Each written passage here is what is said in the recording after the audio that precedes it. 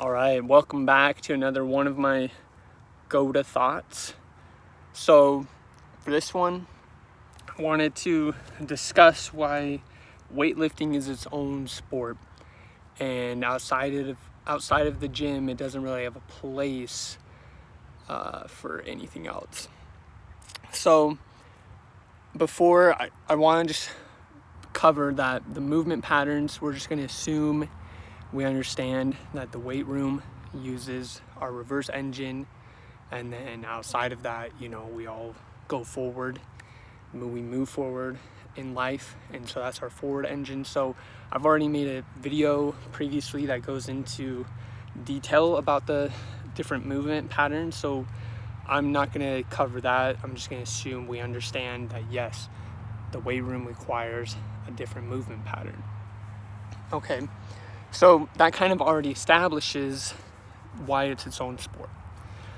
But let's go a little deeper. So the weight room is a man-made thing. The barbell is man-made. The exercises that we use around the barbell and other weights are all man-made. That's not really a good thing. So they're unnatural, for our body. And just because we can do them doesn't mean that we should. But people are going to go to the gym, and that's fine. So this is where I feel like we really need to specify who weightlifting is for.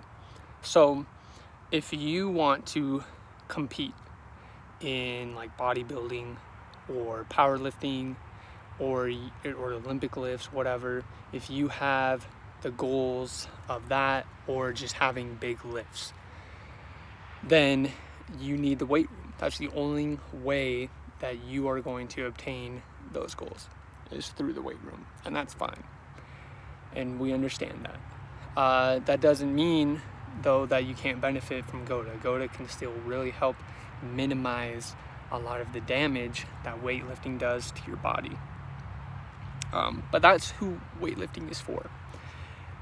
So weightlifting is not for the locomotive athlete or just the average person that wants to just be fit and healthy, right? That person does not need weight lifts, neither does the athlete. Yet, we're all doing it anyways.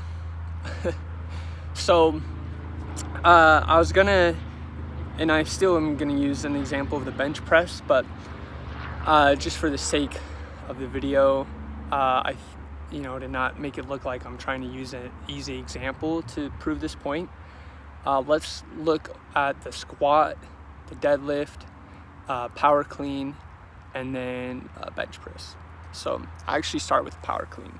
I use the power clean for my basketball training.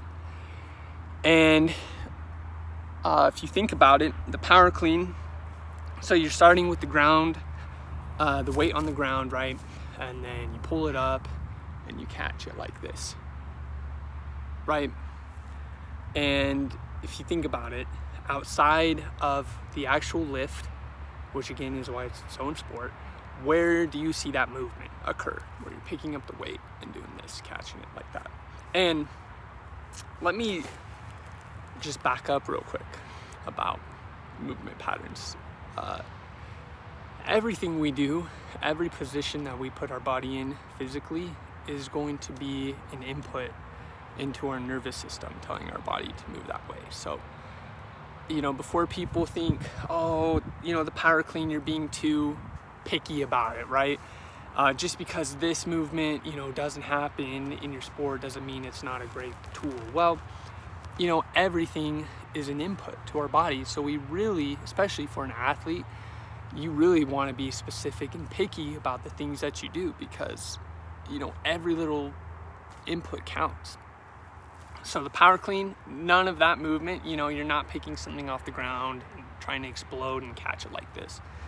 It just doesn't happen. Now let's look at the squat. So there is a GOATA squat. Squatting is a basic human movement. What's not normal about it is when you've got a barbell on your back. So the squat, right, outside of the weight room, or how often are you gonna have a barbell on your back? Never. Now, can you squat? You know, might you be carrying something on your shoulder and, you know, squat that way? Sure. The issue with that is, you know, if you have to pick something off the ground, which is where most stuff's gonna be, you're just gonna squat down and pick it up in front of you. You're not gonna put it on your back. You know, if it's that heavy, you're not gonna get it up on your back. So that doesn't really apply either. So the squat, you know, if you're gonna pick something off the ground, it's gonna be in front of you. It's not gonna be on your back. And then that kind of leads me into the deadlift. So the deadlift, how often are you picking something off the ground repetitively, up and down, right? Never. Now, what's funny is in real life, there's going to be two ways that we pick up stuff off the ground in front of us. So depending on its weight, let's say it's a pen or something, are you going to deadlift to pick it up? No. You're just gonna break at the hips and you're gonna put your spine into flexion, and it's all gonna be in your spine. You know, you're just gonna bend over and pick it up. That's it. You're not gonna get into a deadlift. Now, let's say it is heavy. Chances are it's not gonna be a nice, perfect object like the barbell, you know, for your hands to pick up. So it's gonna be this weird object that you're kind of gonna have to bear hug. Maybe it's a box with handles, but nonetheless, if it's heavy enough, you're not gonna hinge forward to pick it up. You know, you're gonna drop into a squat and grab it and then squat up with it. That's it. So again, even the deadlift outside of the weight room doesn't really apply to anything. And before people, you know, get mad because, you know, you need to be strong in life, there's other ways to work out your body and be strong. And when it comes to strength, you know, and we look at movement patterns, you can be strong in different movement patterns, and there's only two, right? There's GOATA and WOTA. So you can only be strong in one. You can't really be strong in both. So pick one, you know. Weight room is WOTA, you know, or you can train GOATA to be GOATA, and you can be strong in that position. Now, let's get on to the bench press, because I think this one really gives a good example of weightlifting not really applying outside of the weight room. So you take the bench press, okay, and real quick, the press itself is not what's bad. It's the position that the rest of your body is in that's bad. So your body's in this horizontal position, right, with your back on a bench, and then your feet are more likely spread out, pointing crooked, and you know, your knees like at this 90 degrees, right, for your feet to be on the ground. And so your body's in this horizontal position. Now, in real life, how often are we in a horizontal position? Not that much whatsoever. You know, maybe you're lying on the couch or sleeping in your bed. How often are you pressing out of those positions when you are on the couch or sleeping? Never. Okay. Now, you know, we spend most of our life on our feet in a vertical position. That's just a fact. So let's take the horizontal bench press position and turn it vertically. Not only is that not going to work, right, but you would be on your knees, and that's just not a powerful position to push from, right? So that position from the traditional bench press does not work. Now, let's get into like a real life example. So I'm going to back my camera up a little bit so you can see. Okay. So let's say, you know, you're training the bench press, I don't know, you know, you've put years into it, whatever, doesn't really matter. A real life example is going to be your car. Your car gets stuck in a hole or whatever, and you've got to get out and push it out. So, you know, are you going to get a bench out of your car so that you can bench press it? No, that's not going to work, right? obviously, what is going to happen, let me do this from the side too. So you've got your car. For the sake of the example, you know, this is kind of as close as I can get without my knees being on the ground, right? You know, if I had a bench, if I was laying on a bench, am I going to push my car from here? Obviously not, right? It's not going to go anywhere.